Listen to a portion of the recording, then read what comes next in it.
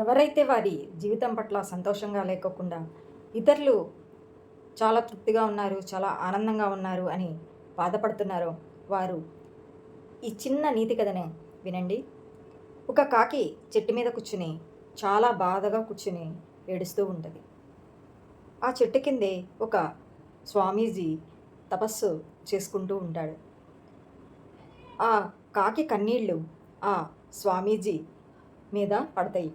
స్వామీజీ తల ఎత్తి పైకి చూస్తాడు. చూస్తే పైన కాకి ఏడుస్తూ ఉంటుంది. ఏడుస్తూ ఉంటే ఆ కాకిని అడుగుతాడు, ఏంటి, ఎందుకు ఇలా బాధపడుతున్నావని అడుగుతాడు. దానికి ఆ కాకి ఇలా చెప్తుంది, నేను చాలా బాధల్లో ఉన్నాను. నన్ను ఎవరూ పట్టించుకోవట్లేదు.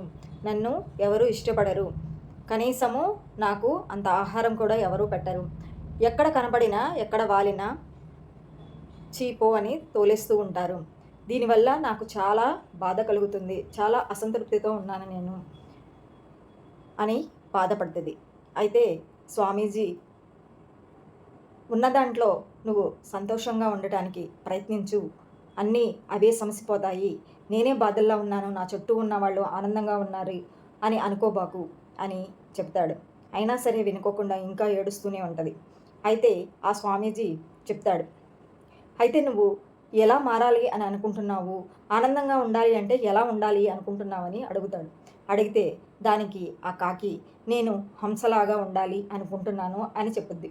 అయితే హంసలాగా మారే ముందు నేను నిన్ను హంసలాగా చేస్తాను, నువ్వు హంసలాగా మారే ముందు ఆ హంస ఆనందంగా ఉందేమో వెళ్ళి అడిగి చూడు అని చెప్తాడు.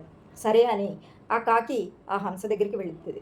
వెళితే ఆ హంసని, నువ్వు చాలా అందంగా ఉంటావు, తెల్లగా ఉంటావు, చాలా ఆనందంగా ఉంటావు, పక్షులన్నిటిలో నువ్వు చాలా అందమైన దానివి, ఆనందంగా ఉండేదానివి అని అంటది. అంటే ఆ హంస, అదేంటి, నేనెందుకు ఆనందంగా ఉన్నాను? ప్రపంచంలో అన్ని రంగులు ఉన్నాయి, కానీ నా రంగు ఒక్క తెల్లనైన దాన్ని. నేను అంత అందమైన దాన్ని కాదు, ఆ తెల్ల రంగు అంత అందమైంది కాదు. నేనేమి తృప్తిగాను సంతోషంగాను లేను. నాకంటే చిలుక చాలా ఆనందంగా ఉంటుంది. చిలుకకి చాలా రంగులు ఉంటాయి. గ్రీన్ కలర్లో ఉంటుంది, నెక్స్ట్ ముక్కు రెడ్గా ఉంటుంది. అది చూస్తానికి ఎంతో అందంగా ఉంటుంది, ఆనందంగా కూడా ఉంటుంది అని చెప్తుంది. అప్పుడు ఆ కాకి వెళ్ళి ఆ చిలక దగ్గరికి వెళ్ళి ఆ చిలకని అడుగుతుంది, నువ్వు అందంగా ఉంటావు, ఆనందంగా ఉంటావు, పక్షులన్నిట్లో నువ్వు చాలా గొప్పదానివి అని అంటది. దానికి ఆ చిలక నవ్వి, నేను గొప్పదాన్ని ఏంటి, నేను ఆనందంగా ఉండటం ఏంటి, నాకుండే బాధలు నాకున్నాయి, నాకంటే నెమలి చాలా అందంగా ఆనందంగా ఉంటుంది అని చెప్తుంది. సరే అని ఆ కాకి నెమలి దగ్గరికి వెళ్తుంది. వెళితే ఒక జూలో బంధించి ఉంటుంది. దాని చుట్టూ మనుషులు తనని చూస్తూ ఆనందపడుతూ ఉంటారు. ఆ మనుషులు వెళ్ళిపోయిన తర్వాత కాకి నెమలిని అడుగుతుంది, నువ్వు చాలా అందంగా ఉంటావు, నెక్స్ట్ అలాగే ఆనందంగా ఉంటావు, నిన్ను మనుషులందరూ చాలా ఇష్టపడతారు, నన్నైతే కనపడగానే తోలేస్తారు, నువ్వు చాలా ఆనందంగా ఉన్నావు కదూ అని అడుగుతుంది. దానికి ఆ నెమలి ఇలా అంటది, నేను అందంగా ఉండటం వల్ల నాకు వచ్చే బాధలేంటో తెలుసా? ఇలా జూలో పెట్టడము, నెక్స్ట్ నా ఈకలని, నెమలివి ఈకలని తీసుకువెళ్ళి అలంకారప్రాయమైన వస్తువులని తయారు చేస్తూ ఉంటారు. దీనివల్ల ఎటు వెళ్ళటానికి లేదు. నాకు ఇలా బందీ అయిపోయి ఉండటం నాకు అసలు తృప్తే లేదు, చాలా బాధపడుతున్నాను అని చెప్తుంది. అంటే మరి ఆనందంగా ఉండే పక్షి ఏది అని అడుగుతుంది. దానికి ఆ నెమలి నువ్వే అని అంటది.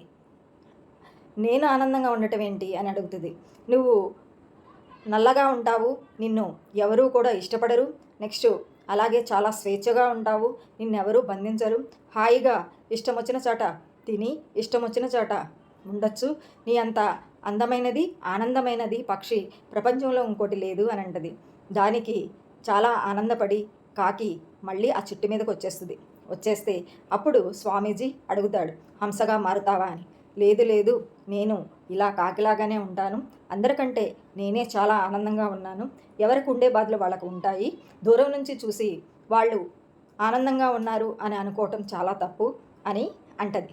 దీన్ని బట్టి ఒకరితో పోల్చుకున్నప్పుడు మనకంటే కొంతమంది ఎక్కువ ఉండొచ్చు, మరి కొంతమంది తక్కువ ఉండొచ్చు. ఇతరులతో పోల్చుకుంటూ ఎప్పటికీ సంతోషంగా ఉండలేము.